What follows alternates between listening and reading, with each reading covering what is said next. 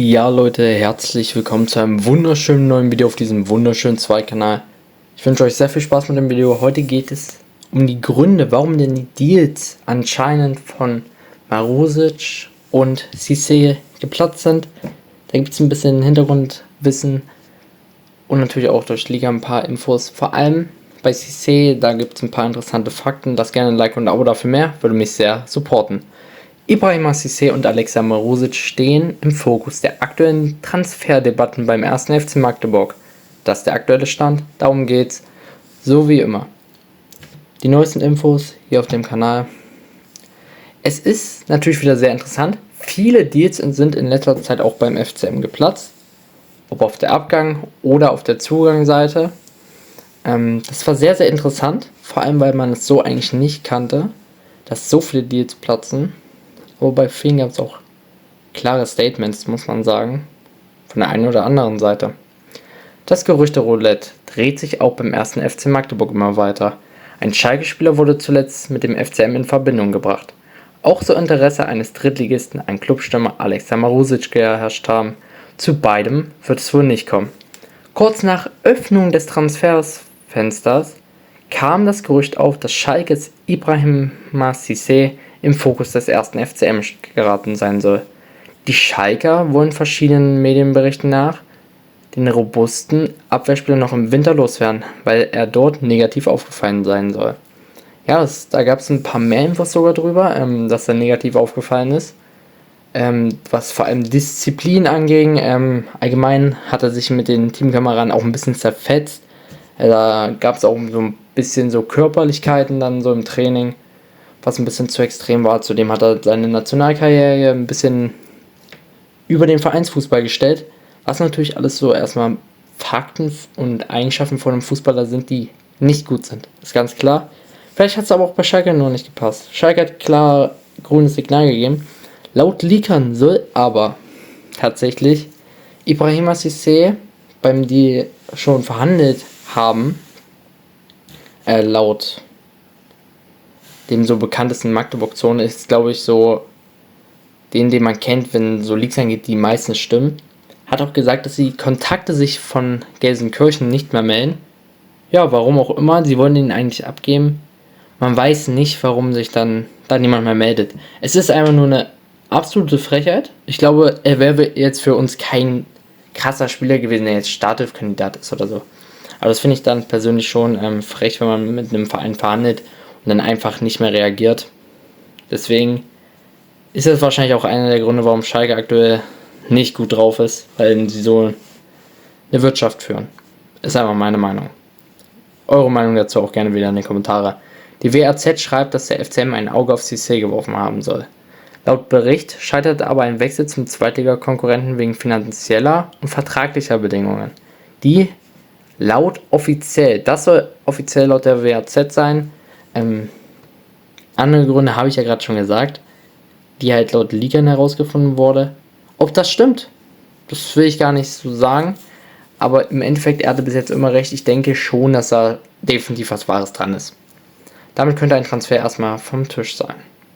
Und vor allem muss man auch sagen, dass Cissé natürlich klar ist, dass er nicht annähernd so viel verdienen kann wie bei Schalke. Das muss man auch ganz ehrlich sagen. Da muss er auch ganz ehrlich sagen, yo, ich bin nicht einer der krassen Spieler, ich muss halt wenig verdienen. So, das gehört zum Fußball dazu. Und dann kannst du dich aufbauen und dann wieder irgendwann mehr verdienen.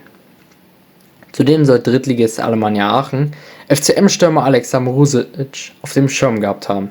Und das buchstäblich. Laut Bild-Zeitung haben Aachens Trainer Heiner Backhaus und Sportchef Sascha Heller das Testspiel des FCM gegen Hannover am Freitag vor Ort verfolgt.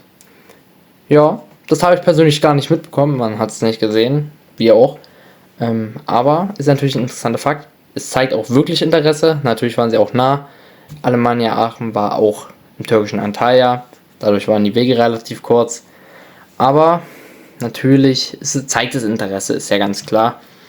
Auch, dass man wirklich ihn haben will. Und ich glaube, er wäre auch Top-Stürmer bei Alemannia Aachen gewesen. Hätte sich da locker einen Stammplatz erkämpft.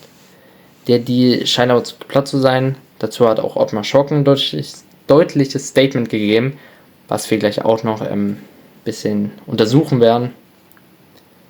Ja, also das ist zu 100% vom Tisch. Cissé weiß man noch nicht 100%, aber da soll es auch zu 99,99% kein Deal geben. So hat Erdal Silic, technischer Direktor der Alemannia, dem Portal gesagt, Alexa Marusic wird nicht zu uns kommen. Er hat hier in der Türkei einen guten Eindruck hinterlassen und will seine Chance in Magdeburg suchen. Verständlich, vor allem, weil es ja auch ein bisschen Hoffnung gibt von seiner Seite, weil ja auch aktuell beide Stürmer bei uns verletzt sind. Bereits am selben Tag dementierte auch FCM-Sportchef Ottmar Schork einen Wechsel von Marusic an Aachen. Offenbar gibt der Drittligist nun sein Bemühen um den Mittelstürmer auf. Der Bild sagte er nun, wir entscheiden, was wir tun. Ob Aachen Interesse hat, interessiert mich nicht. Allerdings schloss er auch nicht kategorisch aus, dass Marusic beim FCM bleibt. Wir müssen uns klar sein, brauchen wir den Spieler? Oder ist es besser, wenn er Spielpraxis bekommt? Das ist eine gute Frage. Muss man ganz ehrlich auch wirklich sich hinterfragen, was besser ist, meiner Meinung nach. Weil das wirklich ein sehr, sehr wichtiges Thema ist. Spielpraxis ist sehr wichtig für einen Fußballer, der vor allem neu in Team gekommen ist, beziehungsweise sagen wir relativ neu mit Verletzungen reingestartet ist. Ich würde persönlich auch einen Wechsel in die dritte Liga sinnvoll finden, weil wir ja jetzt wieder 2 Stürmer haben und es hatte auch mit nur einem Stürmer funktioniert, der teilweise verletzt war. Man muss es ganz ehrlich so sagen, zur Not zieht dann Barisch nach hinten oder auch Moeran Kuri hat es immer auf der Sturmposition gut gemacht. Ich glaube, da hat man genug Möglichkeiten, auch wenn dann Coinia dann wieder da ist, hat man dann wieder 3 Stürmer. Meiner Meinung nach war der eine Laie definitiv sinnvoll für Marusic, aber wenn er die Chance suchen will, ich lasse mich gerne überzeugen von ihm. Damit habe ich überhaupt gar kein Problem. Muss man einfach auch so sagen. Ja, und dann natürlich ist es fraglich, ob Alexa Marusic in der Rückrunde regelmäßig zum Einsatz kommen wird beim FCM. Und es wird natürlich auch auf Verletzungen und so weiter ankommen. Er kann natürlich auch sein Momentum nutzen, wer weiß.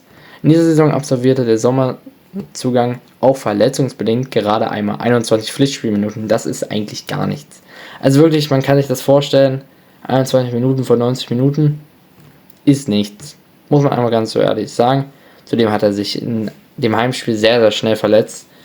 Was natürlich dazu kommt, ist das einfach Pech.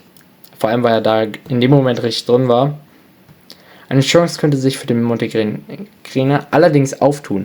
Der beim FCM gesetzte Mittelstürmer Martin Kars und Winterzugang Alexander Alonström verletzten sich beim Testspiel am Freitag. Eine Diagnose steht bei beiden noch aus. Eine baldige Rückkehr ist ungewiss. Und das ist ganz wichtig für Marusic, denn er hat natürlich jetzt die Möglichkeit aufzudrehen. Und dann macht er halt einfach mal 3 Zweierpacks. Wer weiß. Oder Doppelpacks. Man weiß es nicht.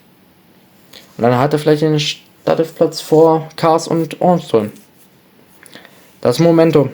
Schreibt gerne eure Meinung dazu auch in die Kommentare, das ist sehr, sehr wichtig. Lasst ein Like und ein Abo da, um diese Videos zu unterstützen. Würde mich sehr freuen. Wir sehen uns hoffentlich beim nächsten Mal wieder. Und damit, ciao Leute, haut rein.